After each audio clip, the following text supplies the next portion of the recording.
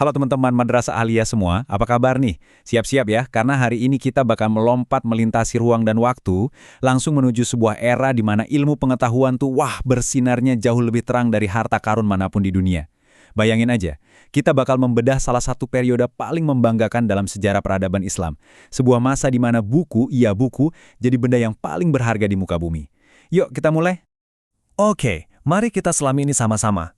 Coba deh kalian bayangin sebentar. Gimana kalau buku tugas sekolah yang kalian kerjain sampai begadang semalaman, tiba-tiba ditimbang oleh pemimpin negara, terus jeng-jeng ditukar dengan kepingan emas murni yang beratnya persis sama dengan buku kalian.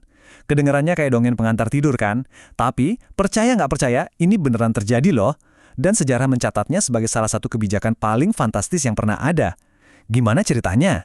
Bagian pertama, cahaya ilmu dari Baghdad. Kita akan memasuki era keemasan Abbasiyah.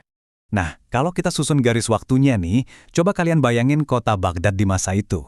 Wah, kotanya benar-benar super sibuk, sangat makmur, dan penuh banget sama pelajar dari seluruh dunia.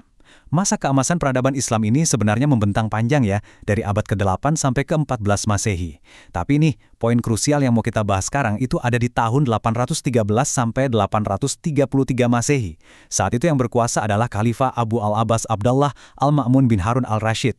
Beliau ini bukan sekedar pemimpin politik biasa, atau panglima militer yang tangguh. Beliau tuh seorang intelektual sejati yang cinta banget sama yang namanya sains, filsafat, kedokteran, sampai astronomi.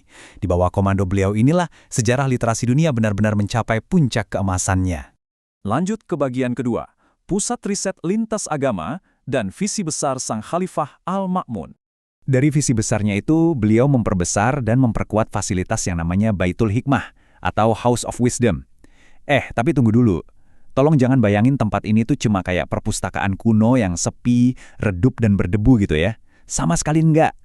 Baitul Hikmah itu ibaratnya akademi riset raksasa yang super dinamis. Dia jadi pusat penerjemahan sekaligus markas nongkrongnya otak-otak paling cemerlang dari berbagai penjuru dunia. Suasananya tuh bener-bener hidup, penuh sama diskusi ilmiah siang dan malam. Dan yang bikin makin keren, di dalam Baitul Hikmah ini, pencarian ilmu pengetahuan benar-benar mendobrak semua batas. Khalifah Al-Ma'mun tuh sosok yang sangat amat inklusif. Cendekiawan Muslim, Kristen, Yahudi, sampai Zoroaster semuanya duduk bareng, bekerja sama, diskusi seru, dan sama-sama jadi ilmuwan serta penerjemah.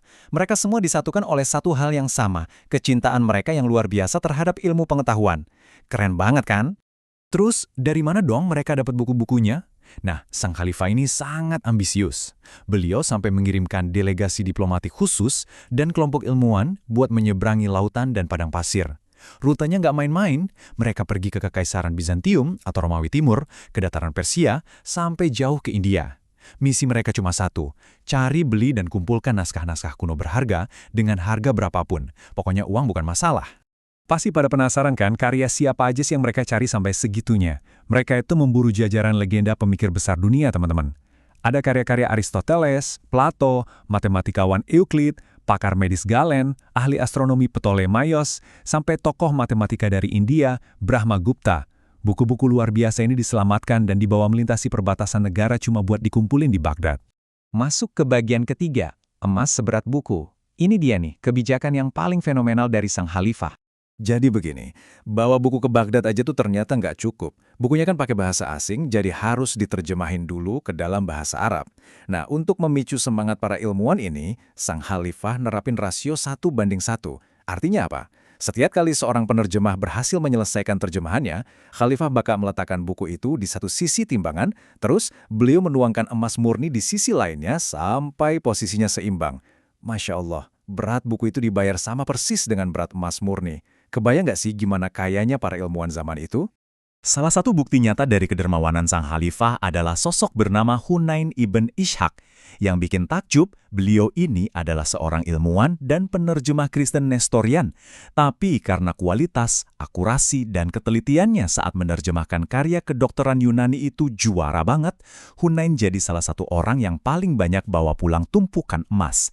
Di Baghdad pada masa itu, skill dan ilmu kalian benar-benar dihargai setinggi langit. Gak peduli apa latar belakang kalian. Bagian keempat, taktik kertas tebal. Nah, disinilah kelihatan kecerdikan atau mungkin sedikit kenakalan dari para ilmuwan. Tapi ya, namanya juga manusia ya. Di mana ada kesempatan, di situ pasti ada taktik kreatif. Coba deh kalian bayangin adegan ini kocak banget sebenarnya. Karena dibayar berdasarkan berat buku, beberapa ilmuwan dan penerjemah mulai main cerdik. Mereka sengaja tuh pergi ke pasar, cuma buat nyari kertas yang paling tebal dan paling berat. Nggak cuma kertasnya, tintanya juga mereka pilih jenis khusus yang lebih padat dan berat. Tujuannya apa lagi coba? Tentu aja, biar nanti pas ditimbang di istana, bukunya jadi ekstra berat dan emas yang mereka dapat jadi berkali-kali lipat. Pinter banget kan akal-akalannya? Terus kira-kira Khalifah Al-Ma'mun ketipu nggak sama trik ini? Ya pastinya enggak dong. Beliau kan pemimpin yang super cerdas. Beliau tahu persis akal-akalan kertas tebal dan tinta berat ini. Tapi bukannya marah atau ngehukum mereka. Kalian tahu apa yang beliau lakuin? Beliau cuma senyum aja ngelihat tingkah para ilmuwannya itu dan timbangannya tetap disetujui. Beliau meluluskannya dengan penuh kedermawanan. Karena buat beliau, harga emal itu nggak ada apa-apanya dibandingin sama nilai ilmu pengetahuan yang berhasil mereka selamatkan. Masuk ke bagian kelima, dampak raksasa. Mari kita lihat warisan besar dari Baghdad untuk peradaban dunia. Kebijakan yang super brilian dari Baghdad ini benar-benar ngirim gelombang kejut yang sukses mengubah sejarah peradaban manusia. Ada 3 poin krusial di sini. Preservasi atau penyelamatan ilmu kuno, kelahiran inovasi baru, dan akhirnya memantik kebangkitan benua Eropa. Mari kita bedah satu persatu. Langkah pertama, penyelamatan. Banyak banget loh karya klasik dari Yunani, Persia, dan India yang sebenarnya udah hampir musnah selamanya. Entah itu hancur karena perang, atau ya sekedar terlupakan aja di tanah asalnya. Tapi, untungnya naskah-naskah itu berhasil diselamatkan dan diterjemahkan ke dalam bahasa Arab di Baghdad. Hasilnya, bahasa Arab resmi menjadi lingua franca alias bahasa internasional ilmu pengetahuan di seluruh penjuru dunia. Jadi, kalau kalian hidup di era itu dan mau belajar sains, syarat mutlaknya ya kalian wajib bisa bahasa Arab. Langkah kedua, inovasi. Nah, para ilmuwan muslim di sana nggak cuma duduk manis tukang nyalin atau ngerjemahin doang loh. Mereka itu mengkritisi, mengoreksi, dan mengembangkan teori-teori kuno tadi jadi temuan baru yang luar biasa spektakuler. Dari laboratorium dan ruang baca inilah lahir nama-nama raksasa. Ada Al-Khwarizmi yang meletakkan dasar-dasar matematika modern, Ibnu Sina yang buku kedokterannya jadi rujukan dunia berabad-abad lamanya, sampai Al-Razi sang pelopor ilmu kimia. Keren-keren banget kan tokoh idola kita ini? Dan langkah ketiga, lompatan ke Eropa. Jadi berabad-abad setelah masa keemasan Baghdad ini usai, naskah-naskah berbahasa Arab dari Baitul Hikmah tadi akhirnya menyebar jauh sampai ke Toledo di Spanyol dan berbagai wilayah di Italia. Nah, di sana, karya-karya ini diterjemahkan kembali dari bahasa Arab ke bahasa Latin.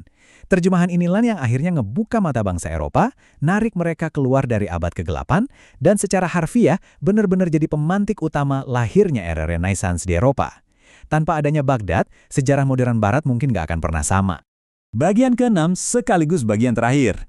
Pesan moral untuk generasi kita hari ini.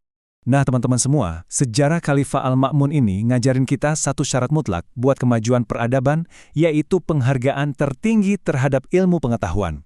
Ingat terus ya, semangat Iqra dan pesannya, nilai sejati dari sebuah buku pada akhirnya itu nggak diukur dari seberapa tebal kertasnya, atau bahkan dari seberapa berat emas yang menimbangnya, tapi diukur dari bobot gagasan di dalamnya dan seberapa besar manfaatnya buat peradaban manusia. Jadi pertanyaannya sekarang, seberapa besar sih penghargaan yang kita kasih buat ilmu yang ada di genggaman kita hari ini? Yuk, teruslah membaca, teruslah berinovasi, dan mari sama-sama kita nyalakan lagi cahaya ilmu peradaban kita.